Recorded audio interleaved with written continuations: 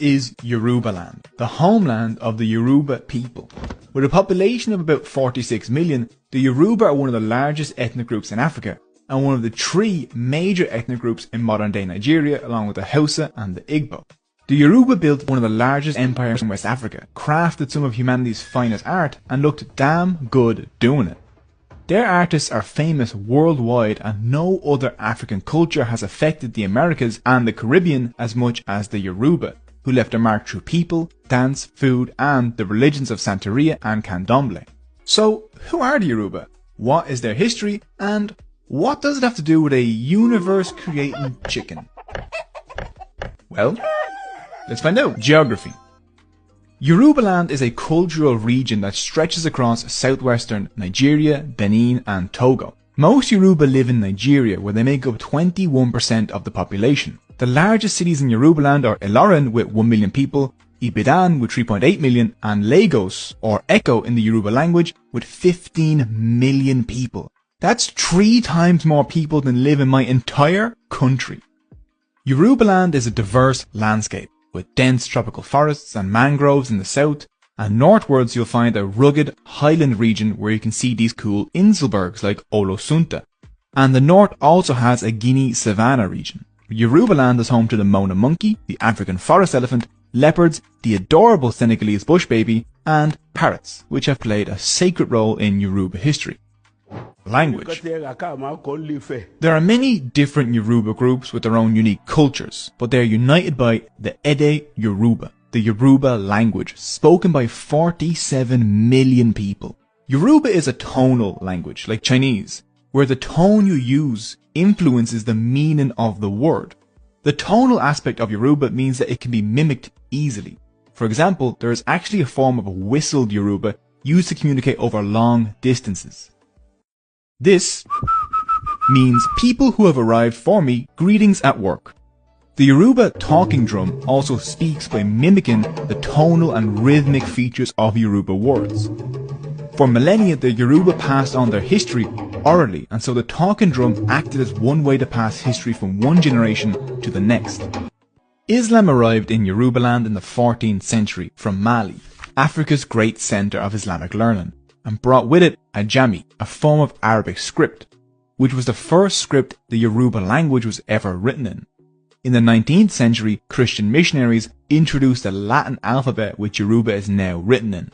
Yoruba is just one name for Yoruba speakers. They also call themselves Omo Ile Kara Ojire, literally meaning the children of the land where we greet good morning, did you wake up well? There is a stereotype in Nigeria that it takes Yoruba 10 minutes to say hello. Yoruba are big on greetings, kind questions and showing respect. If one Yoruba walks by another Yoruba and they don't greet each other, you can safely assume there is some drama happening. There are many greeting styles depending on the person, time, weather and event.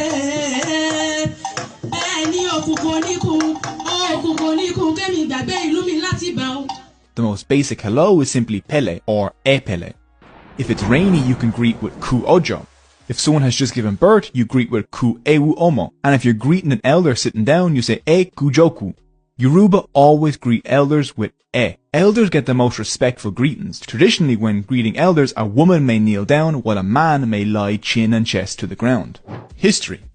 Around 4,500 years ago, ancient Yoruba speakers had already settled in the thick forests of West Africa and began farming yam and oil palms. It's difficult to know exactly the size of the early Yoruba civilization, but through oral traditions and archaeology, we know Yoruba culture was here, here, here, and here. So it's safe to say it was pretty big. The Yoruba preserve their history orally and have multiple creation stories. One version says, in the beginning there was nothing but water and the sky above. The supreme god Olodumare sent down Obutala to create the earth. Obutala descended to earth on a chain armed with nothing but a snail shell full of dirt, a palm nut, and a chicken. He dropped the first piece of dirt where the city of Ife is now located. Ife means the source of the spreading. And with a lot of pecking, the cosmic chicken spread the earth to create all of the continents. Soon the palm nut sprouted, and that was the beginning of life on earth. In another version, during the creation, Obutala did well at first. He even started forming little clay figurines that became the first humans.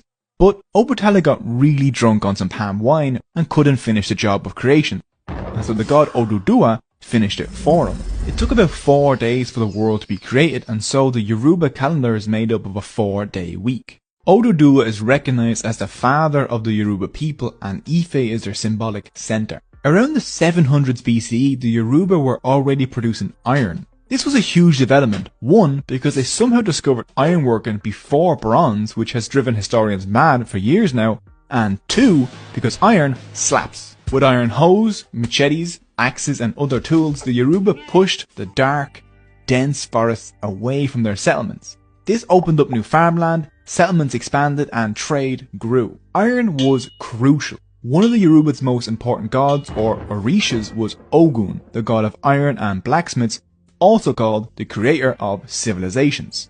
As the thick forests turned into thriving farmland, the once separate towns joined together forming Ilu, something we could compare to city-states. At their centre was the Afin, which was the palace of the Oba, or king. Right next to the palace was the main market, the Oja Oba. The rest of the city radiated out from there. The Yoruba became one of the most urbanized groups in ancient Africa, and what do urban societies have? Craftspeople, blacksmiths, weavers, sculptors, and all sorts of specialized professions. These masters of wood, stone, clay, and metal would travel between Ilus looking for work. The market was central to Yoruba life and was well organized with guilds and unions where both men and women could participate, but where women had a special place in trade, having at least one elected Iyaloja, or mother of the market, who represented the traders in the Oba's palace. The Yoruba traded widely on the trans-Sahara and West African trade routes. The most traded resources were yams, salt, iron, herbs, leather, palm oil, palm wine, raffia products, textiles, and the kola nut. That's the nut that was used to make the original Coca-Cola, along with cocaine. Most Yoruba cities had multiple shrines and beautifully maintained gardens, and were surrounded with massive mud walls. One settlement called Sungbo's Eridu, built by Queen Belixu Sungbo around 1000 CE, had a 160-kilometer wall and ditch defense system. This required moving about 3.5 million cubic meters of earth, 1 million more than the pyramids, and formed a ring covering an area of about 2,000 square kilometers. That's 50% larger than modern London. This was one of the largest building projects in history. It was hidden by hundreds of years of rainforest growth, but is now joining other great African engineering marvels such as the pyramids, Timbuktu's mosques, and Great Zimbabwe. All these settlements were having a pretty chill and relaxed time, but then in the 10th century, Oduduwa came. He was probably a leader from one of the smaller settlements around Ife, but then he decided to move his people a little closer to Ife. But he didn't want to bother with all the alliances and politics in place, so war. This caused a lot of death, destruction, stabbing, maiming, some slapping probably, and Oduduwa was winning. The chiefs of Ife panicked and sent Obutala, the king of Ife, to negotiate with Oduduwa. Apparently, Obutala was really bad at it since he was constantly drunk, which, wasn't great. The negotiations went nowhere. Seeing this, people flipped to Oduduwa's side. He won the war and became the king of Ife. As king, Oduduwa gave Ife the political hierarchy, structure and bureaucracy a city of its size needed. So you might remember the names Obutala and Oduduwa from the creation of the universe, and that's because it is them. In the Yoruba religion, important living people were deified and became Orishas. In the centuries after Obutala and Oduduwa, many other remarkable people would enter the heavenly realm as Orishas. The rich and now organised city of Ife attracted immigrants, and by 1300 CE, Ife had around 100,000 inhabitants, and its industry produced iron, glass and other valuable goods. The artists at Ife around 1200 to 1400 CE crafted some of humanity's greatest pieces of art, such as the incredibly naturalistic Yoruba stone and metal sculptures.